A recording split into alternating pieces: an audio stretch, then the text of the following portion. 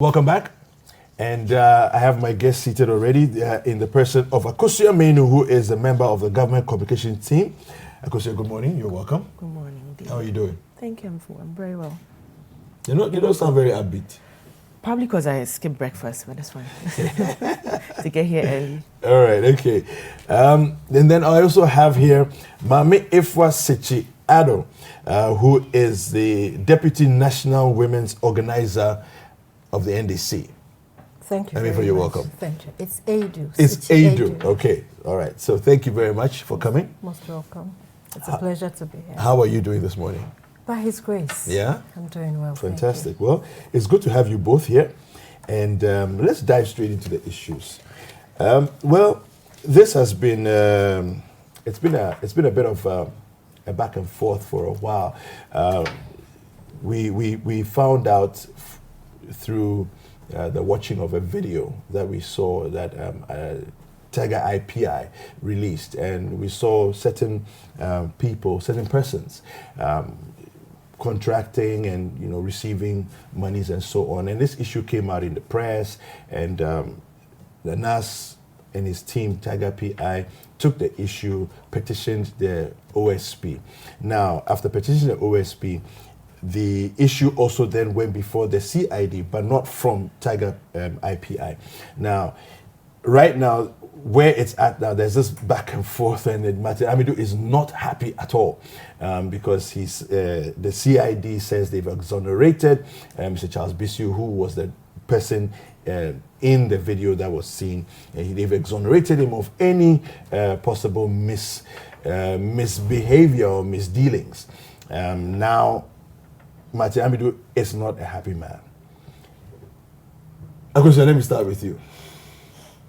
Very well. Good morning to your cherished, wonderful viewers. We are back on this issue. I believe last week we delved into it. Yes.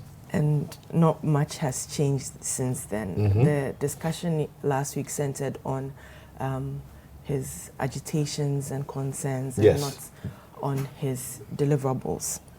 Now, the CID has exonerated Charles Bissue.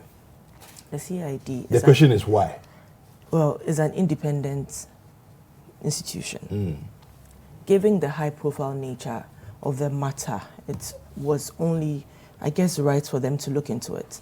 Now, the question we should ask ourselves is, does it stop Martin Amidu from actually also going through it? It's no. I guess not. Has there been any interference from the president or any organization saying that do not touch the case since the CID has exonerated him? No. So then what are we talking about this morning? Nothing stops him from going over the issue. The fact that it's been investigated really doesn't mean that it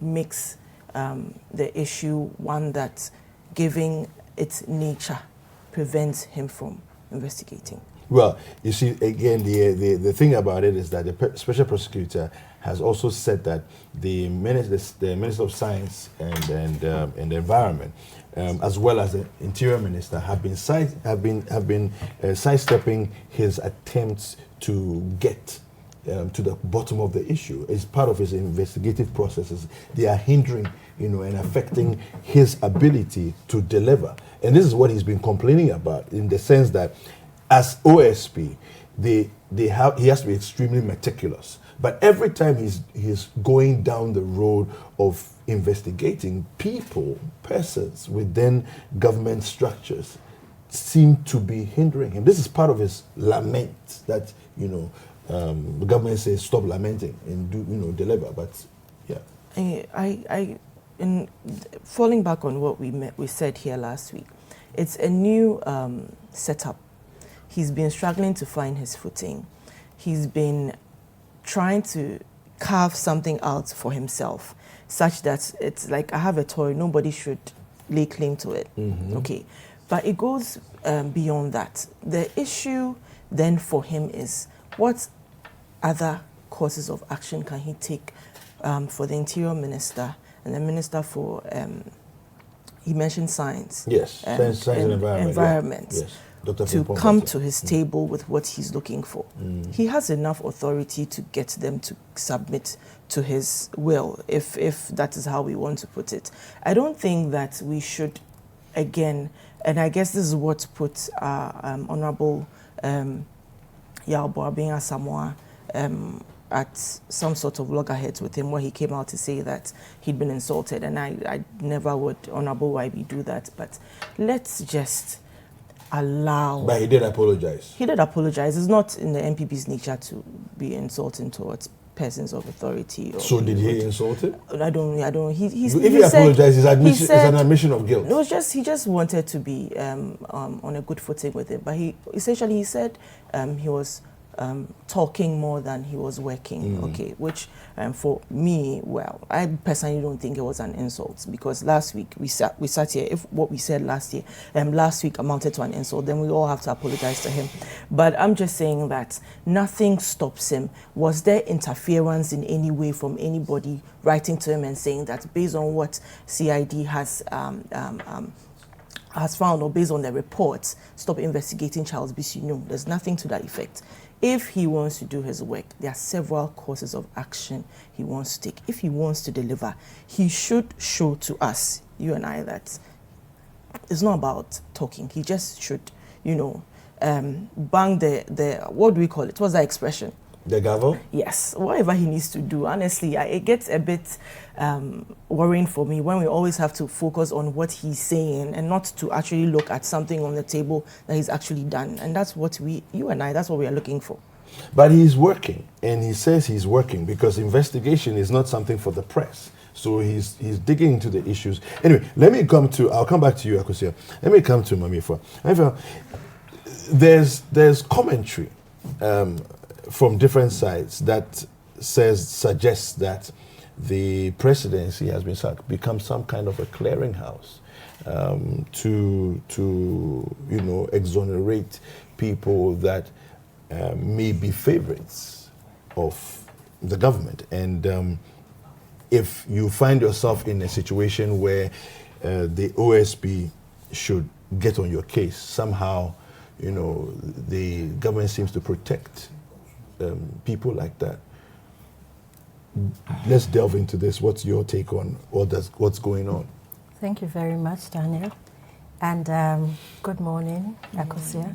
I would like to take this opportunity to also say a big good morning to my flag bearer, my party chairman, Akosua Mpofo, and also my woman organizer, Hannah Bissue, and my colleague, Abigail. And today is a special day for us because our former president, Jonathan Mills, died 7 years ago, and today is a wreath-laying ceremony. Unfortunately, because of this program, I'm not there, but I'd like to say that may his soul rest in perfect peace. Yeah, the issue about this government clearing almost everybody who has been in one corruption issue or the other has become a household discussion right now. There has been so many instances and issues that has come up, and I think that every time something comes up, either it's totally ignored or the excuse is that it's being investigated and nothing happens. Like the two of you mentioned earlier, last week Martin Amidu was on the news, and sometimes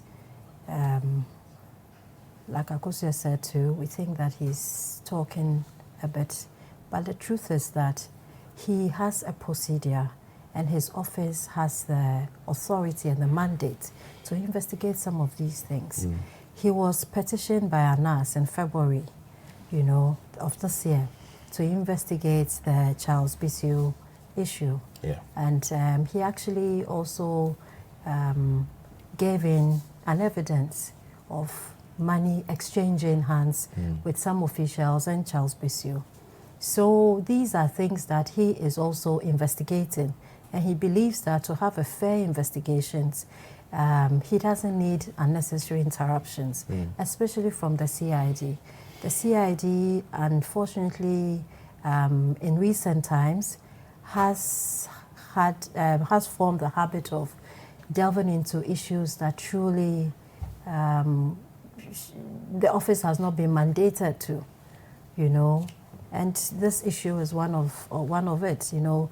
If the office of the special prosecutor is investigating an issue, what business of theirs is it to also go behind it and start investigating, and also even come out with a verdict and say that, well, we haven't seen anything? It's as though they are prejudging the case before Martin Amidu even finishes his case. Well, the other aspect of it is that the CID would have also received reports also from the Science and Environment Minister, who happens to head the. So in that case, wouldn't it have been a lot more prudent for the CID to hand over some of its information or what they have received? In other words, they should collaborate. They should collaborate instead of she coming out or the office coming out to give their opinions.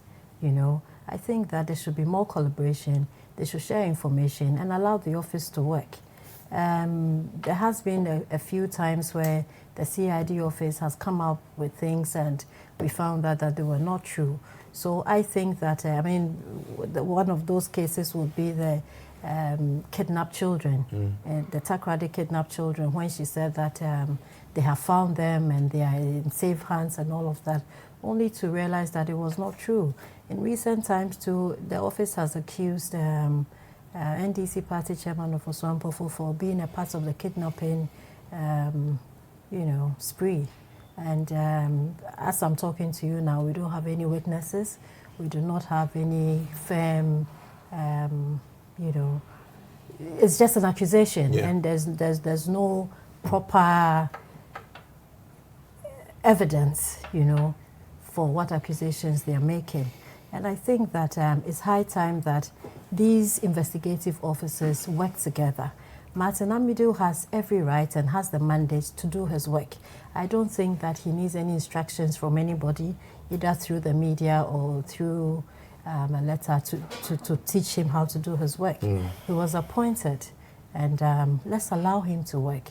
I think that the unnecessary interference is not good for all of us. Let's be fair. Let's have one proper issue that he has gone through, and we all would believe that is a fair issue.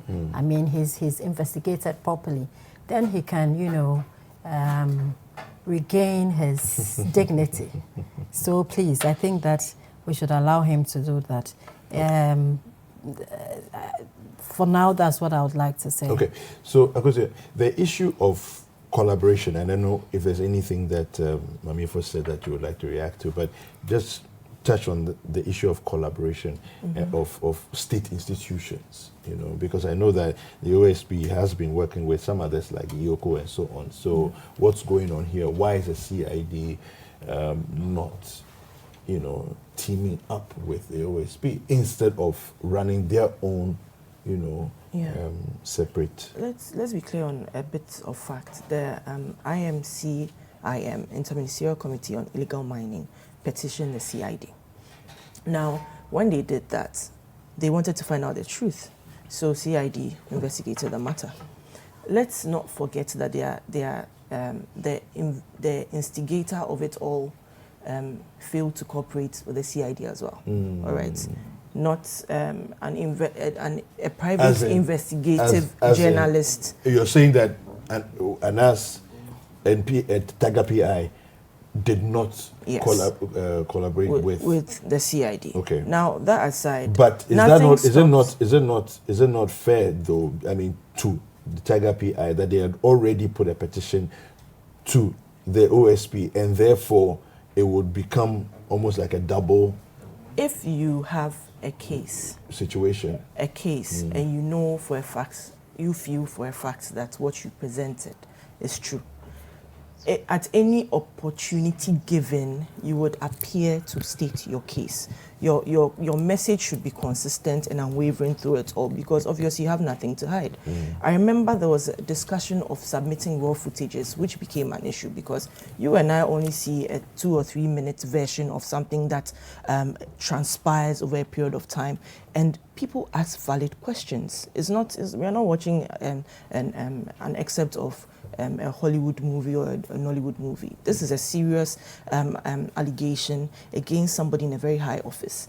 It also behoves on the IMCM at the time, and they said we wanted to get to the bottom of this matter.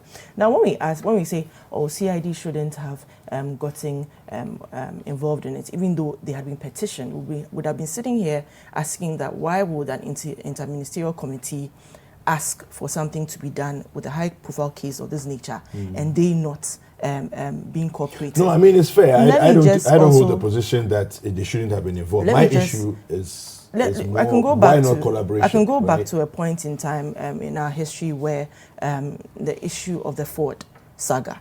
Yes. People asked the CID to look into the matter, but at the end it was Shraj that investigated President John Mahama, ex-President John Mahama, and they came clean, even though sound bites from him and other people in his camp had actually confirmed that indeed some sort of exchange had transpired, which would easily conclude as a bribe. But at the end of the day, it wasn't Shraj or even CID or some independent. It was Shraj that came out to actually say that, you know what, he's been exonerated of any bribery allegation. Let's not again make it seem that once CID touches on the matter, it is done. Yoko can look into it. Special prosecutor, as he's doing now, should look at the matter, and whatever course of action he needs to take to get to a sound conclusion, he should. We are not going anywhere, are we, David? We are here. We would love to see what he comes out with. Okay. Have any final thoughts? Well, I believe that if the CID has called Anas and they are not happy with his collaboration, they have every right to take him to court. Okay. So the CID in this case has no excuse whatsoever. Instead of exonerating? Instead of exonerating... it means the investigation is not thorough. Is that what you're suggesting? No, what I'm saying is that their investigation is not thorough. Yeah. And if they are having problems with Anas, they have every right to invite him or take him to court. Okay. If they think that they are not getting the necessary collaborations from him. All we are saying is that CID would have been better off working together with the OSP instead of interfering with his job. Okay, fantastic. Well, we're going to go into the next conversation. The president has been touring the Western region, and when he got there, he says that President Mahama, who had passed, through and had certain conversations in Enchi, was just making crocodile tears and all kinds of fake promises of things that he should have done but did not do. And that his government is rather the one that's bringing a lot of advancements and progress in terms of helping the cocoa production to grow, to rise, to increase. He also quoted the fact that in the time of President Mahama, the production fell from 1 million tons to 750,000 tons and so on. And that what President Mahama is doing is just basically making a lot of noise, and that he should step aside and allow him to function. All right, so who actually has a better record in terms of cocoa production? I want to start with Maame. Not a problem. I think that cocoa is such a huge deal as far as Ghanaians are concerned. It's one of our largest earners. It brings us huge foreign exchange. And in recent times, we have played too much politics with it. When you go onto the website of Cocoa Board, the website tells you that under President Mahama, he got them 60 million hybrid cocoa seedlings. And this translated into 50,000 hectares of cocoa farmlands. And that also yielded high cocoa output. And this was recorded between 2010 and 2011. And this was under President Mills. And the yield was as much as over 1 million metrics. It says it's 1,012,000 plus metrics. And this from Cocoa Board website. And when Mahama also took office, he also made sure that he had given the farmers free fertilizers. Yeah. He had given them free seedlings. He had made sure that they had everything it took to make sure they increase their cocoa outputs. And in his time, he was also able to yield about, it dropped from 1 million to about 896 metric tons, you know, under Mahama's time. And as we speak now, it keeps dropping. Now it's just under 700 something tons. And I think that we do not really have to use one's word against the other. We should ask ourselves that as Ghanaians, what works for us? What works for us as Ghanaians? Is it that giving the farmers free seedlings is what would increase the yield? Is it that giving them free fertilizers is what will do the trick? What is it that will help them? When it comes to welfare, President Mahama also did very well with their welfare. We had road networks, we had, there's one thing that it will come to me later, but there's so much that he did for them as far as cocoa farmers are concerned. And I believe that it's high time that we focus on what works for us as Ghanaians instead of, you know, throwing one thing against each other. You know, at the end of the day, what is the true picture now? What is the true story now? The farmers are suffering because they have to buy fertilizers. The farmers are suffering because they're not benefiting from the free fertilizers they used to benefit from. Unfortunately, in this government's time, they hoarded these fertilizers in their warehouses because they were selling to the farmers. All right. And unfortunately, all these fertilizers Please were hold your expired. thought for me. All right. I'll come back to you. All right. So we need to take a short break. We'll be right back. Don't go anywhere. All right. Welcome back. Efua was making a submission, and I'd just like her to complete that, and then we go on. Yes, I was saying that apart from supporting them grow high yields or increase their yields, and Mahama also made sure that the cocoa farmer was well taken care of. They were happy with how much they sold their cocoa for. It was, when he took over, it was about 250 per bag, and he made sure that he increased it to about 463 cedis per bag. And this was this was a huge it was a huge thing for them because they were going to make money for what they farmed. Yeah. You know, and at the moment, I mean, we expected that this government would even increase it a little more and make them happy. This government would make sure that the cocoa roads that we started and didn't finish, they could continue some of these. We expected that, you know, they will be taken better care of. But it's become one counter after the other, one counter after the other. They are in government now. His Excellency Nana Akufo Addo is the president of Ghana. He has every right and he has every power to make sure that the cocoa farmer is better. So I think that he should go back to work and not attack President Mahama. Akosua, the cocoa wars have begun. Right? The banana wars and now the cocoa wars. Every new administration, there will be cocoa wars. It's historical. But this time round, President Mahama said in Ainchi that, look, when it was his time, we're giving you fertilizer, you know, to help you to stimulate your business and so on. Nanadu says in Daboase, he says, no, don't stop giving the long story. You know, you were doing production at 1 million tons, you know, per annum, and you reduced that. You failed to improve on what you received. What's going on here? All right, so I think for me, often the most painful process for me is having somebody who created a mess go back to the people to tell a different story to them, you know.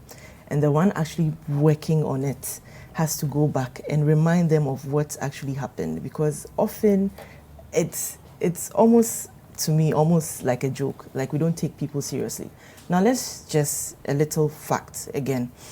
And you know I have a bit of a sales and marketing background when it comes to facts. We say facts tell, stories sell. But in selling your story, it should have enough truth to compel your audience to buy into what you're selling, all right? Okay. Now, I'm going to take it from President Kufuor's time. President Kufuor took cocoa production from 350,000 tons, all right? At the time that it was, he handed over to President Atta Mills, it went to 1 million. When John Mahama took over, it dropped down to 700,000. Okay, now 700,000 tons, it's quite a significant reduction in production. Several factors are responsible for this, and one of my, the biggest issue then was distribution or the theft of fertilizer bags. Okay, even police officers were fingered in this. There was a story in 2015, Efua, no South, the name fails me, where 2 officers were caught with over 50,000 cedis worth of cocoa fertilizer that was supposed to have gone to farmers. And this happened repeatedly throughout his regime. Now let's just note this. I want her to tell us, because in her submission, she failed to mention one policy that John Mahama would introduce to cocoa farmers to improve their lot. And maybe for education purposes, no. You see, if you tell me reduction of cocoa prices or mass spraying happens all the time. You should talk about welfare for the cocoa farmers, taking care of their welfare. Well, let's talk about welfare. Okay, so welfare of cocoa farmers. Swollen shoot disease is something that affects cocoa farmers. Okay, in 2014, John Mahama scrapped that policy. He scrapped it. Welfare of farmers, when we know that anything can happen in a crop season for a farmer where he could entirely lose his yield, he scrapped it. That's not correct. And now, it's not correct and let me just say that that's accurate, correct. actually, that we have reintroduced that. You can't just say it's not correct without giving proof. I'm saying this because well, you should get a chance to give her proof. Yes, so. I want her to give us proof, because we have reintroduced it where not only are we going to pay a farmer 1,000 cedis per hectare of land affected by the swollen shoot disease. We are also, if the farmer is a sharecropper, the owner of the land is also going to get equal value, 1,000 cedis for that. This is something he scrapped in 2014. Okay. If you reintroduce it, kindly give me proof of that. Now, in terms of, we've also introduced hand pollination is manual. You see, when we say policy, it's a course of action that is taken by an individual or an organization. Policy is something that you do over a period of time to improve the lot of a given situation. But let's not reduce it to just political rhetoric. This is serious business. Cocoa, as she well mentioned in the beginning, gives us a lot of revenue. Now, don't forget that in the 2020-2021 cocoa season, which would, very well next year and beyond, farmers will go to the table and come back with more. Why? Because between us and Cote d'Ivoire, we've increased the value by $400, which is of benefit to our farmers again. So when we want to politicize this... Say that again. You increase the value? Yes, okay. So when on the stock market, you know how, between us and Cote d'Ivoire, we are the largest cocoa producers. Okay, so given that we are the biggest producers, we often would go to the table and come back with very little. Yeah. Now we've increased that by $400, which also means that it's... whatever they go to the table with, the farmers are going to be better off by 70%, okay, in terms of what? In terms of the revenue they were making earlier. Now, let's also add that she mentioned roads. As we sit here, and roads, it's something that is costing headache for MPs and ministers. We know the situation quite recently. I'm sure you saw the Lekma agitations which contractors have moved to the site on. We sat in this country where we saw a book, a very glossy magazine, which detailed road networks that had been constructed, only for us to find out that none of that existed. So we've come into government and contractors have been paid for work that has been done or never been done or done poorly. Now, this government has allocated 3 billion cedis to cocoa roads. What will that? You and I know the value added when there's a good network for produce to get from farms to processing sites where extra value will be added. We know the importance of that. And Akufo Addo administration has, again, seen the importance of continually adding value to the chain.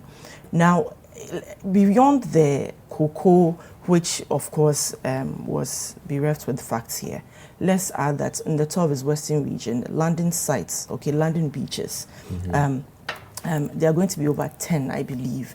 And this, I'm excited about it because they're going to have healthcare facilities. We know things happen on the sites. When a fisherman has a bit of an accident, between the site and a hospital can be quite a bit of a distance. They're going to be health facilities.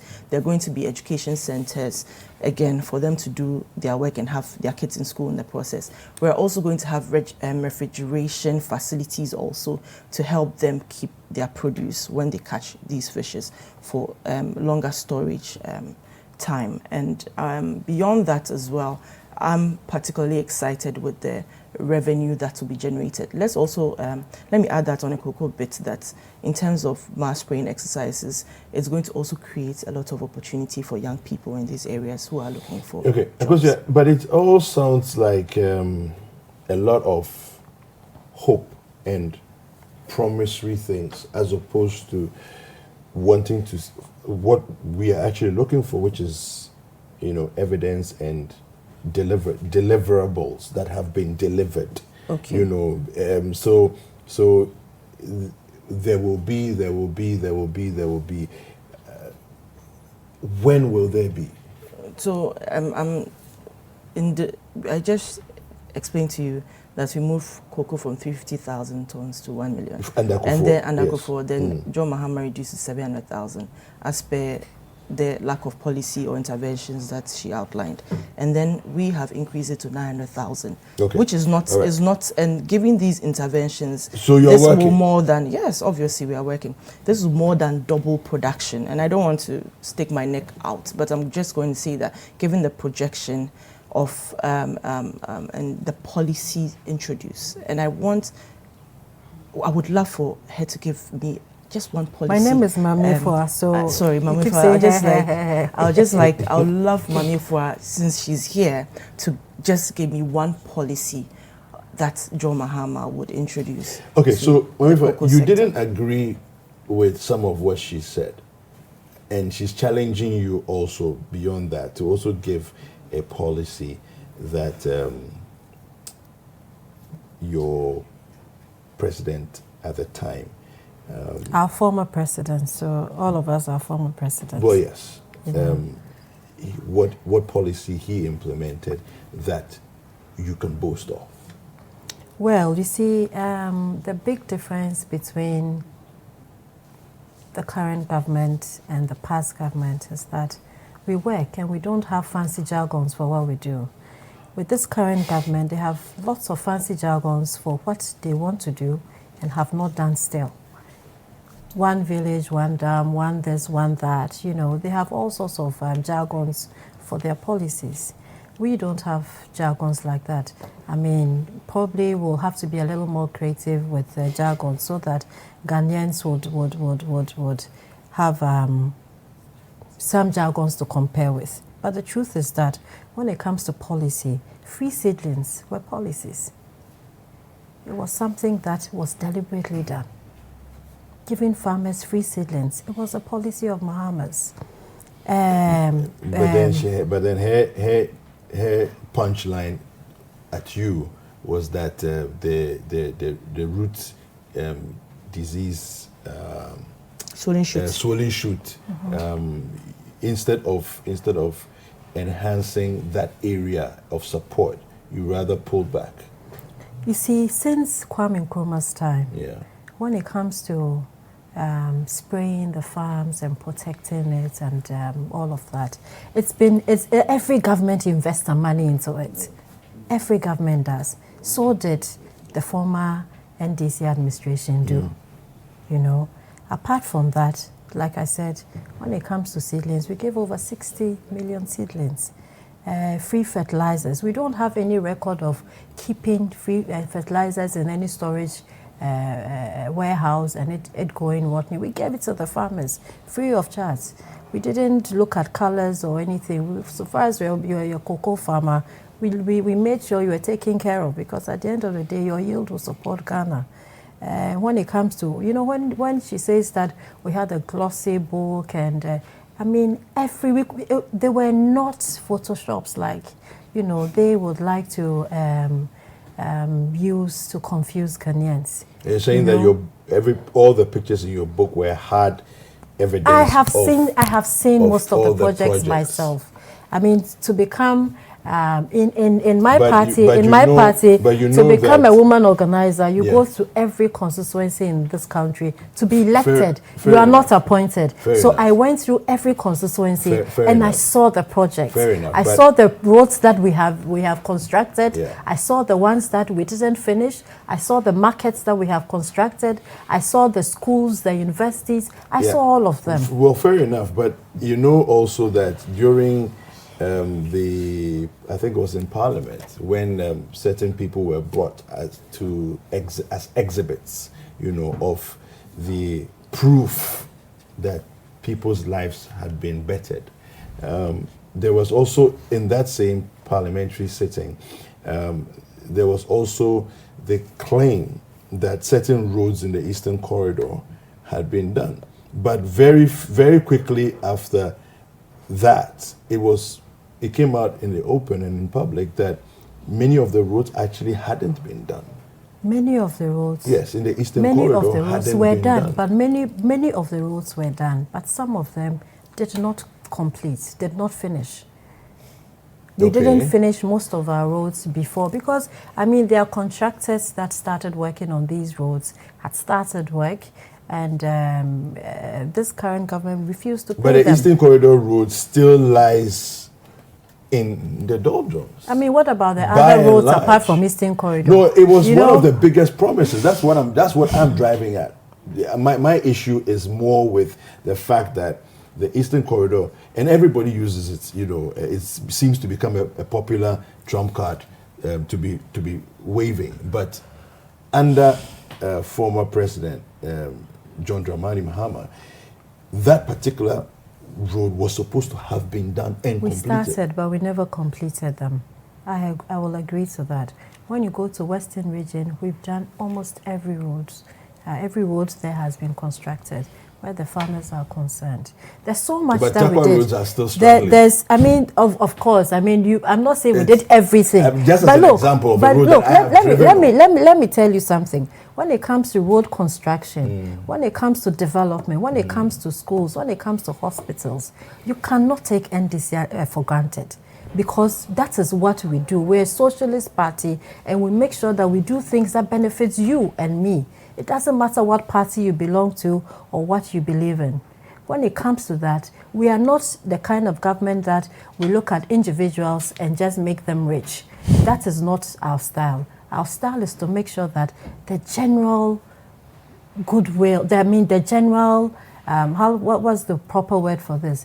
The common person, you know, is at peace. The common person benefits from the Ghanaian purse. Okay. That is what I believe, we stand for. And that is what we have done in the past, and we will continue. You know, when our flag bearer, who happens to be the former president, went to the Western region, okay, the farmers themselves were weeping and crying. The farmers themselves were telling him the difficult times that they're in. The farmers themselves were wailing. You understand me? This was not a made-up crowd. It wasn't rehearsed. Wailing. It wasn't rehearsed.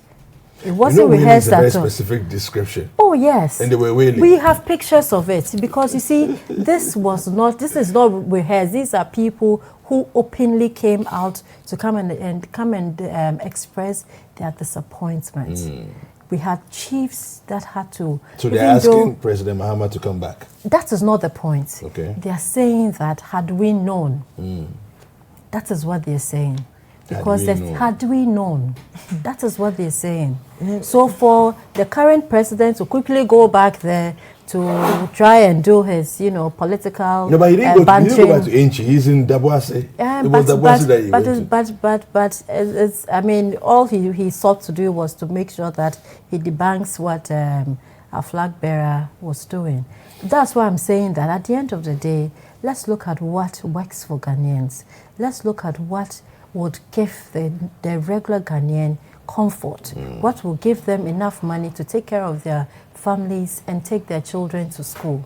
That is what we are looking at. We are not looking at fancy slogans. We are not looking at things that we are yet to do. Okay. You know, because at the moment, everything that Akosua has mentioned, like you even mentioned, is all about, I mean, things they are yet to do. I'm sure in the next year and a half, they will do a lot more things. But as we sit here, it hasn't happened. Okay. As we sit here, it hasn't happened. Let me just say, You know, I also want to just add that. she's had a bit of time. Let me also just add want to that just go to the next episode, when it so. comes to the cocoa roads that I mentioned earlier, I mean, she knows this current government has stopped most of those projects. Okay, all right. We'll come back. We'll move to the next topic. So you have only 20 seconds for your intervention 20 on this seconds. one. Yes, please. She said that they were concerned about the common person, the welfare of them. Yet the mass spraying of cocoa farms ended during John Mahama's time. Even when it was done, it was selectively done. Because they felt that there were other more important areas as far as the cocoa farmers and their business was concerned. Which obviously contradicts what she says, in that they do not think of color or creed or whatnot, even within their own setup. No, but what does that got to do with color or creed? I'm saying, no, she said it. She said irrespective of who you are and but what I'm just saying that what you're saying, how does it's that just semantics, what's that got to maybe do with because I elevated the wording a bit. But all I'm saying is, if you genuinely know for a fact that you want to help the people, you won't come to the table without a policy. In 2016, No, but their policy was that we will give them free fertilizer. Let me just end. And free fertilizer didn't happen. And happened. when it did, It happened. well, It happened. fertilizer It happened. coupled with spraying. It happened. You see, you can't just do one thing and just think that's it. So why would you want to sell outlined to you fertilizers? mass spraying, hand pollination. We're not even mechanized slashes. When their farms get attacked by the swollen shoot disease, compensation. These are things that go beyond just the usual political dress up that we usually do when we want to make people feel a certain way. But let me just add this: they earmarked $800 million in 2016 towards road construction. 2016 election year, $800 million. Out of the $800 million, only $150, right, was earmarked for cocoa board.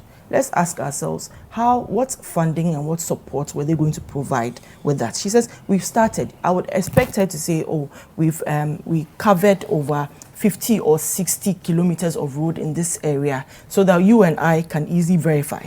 Okay. All right. So let's not make it a very simple issue. Cocoa production is a big deal. Okay. And we this have government is one more topic committed to handle, so let's making sure that the welfare of the cocoa farmer is catered for. All right. University of Winneba, University of Education in Winneba, the whole leadership tussle that's going on there. Question, and I'm going to start with you. When will we ever have peace on Winneba campus? Well, given the chaos or the disturbances happening there now, it's obvious that the university council and those in charge of managing the university are not up to task. Some would say there's political shenanigans going on. People are saying all sorts of things. All that is important right now is that for an institution of higher education and one of such repute as University of Winneba, it certainly is important for them to make sure that they resolve their issues. I'm saying this because the former VC actually was investigated by IOCO. IOCO cleared him of all the charges that had been brought up against him. Now, on the 15th of January, the Supreme Court instructed the school, they were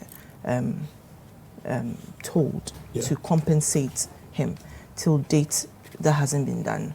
I guess for the ex-VC, he felt it's necessary to take the law into his own hands. I disagree with him, because how it happened yesterday was almost very bizarre to me. You know, you'd think that very well-educated people will find, you know, alternatives to resolving issues. With that being said, it's important more than ever that the tertiary education policy kicks in. And there are several reasons that brought this up. Remember the issue that happened at KNUST, which literally disintegrated into lawlessness, vandalizing property, vehicles, burning or cars and everything. And before it got to that level, the government had no business interfering. All these public universities are autonomous, and that in itself is a handicap. It's important that beyond a certain point, the government steps in to help them resolve their issues.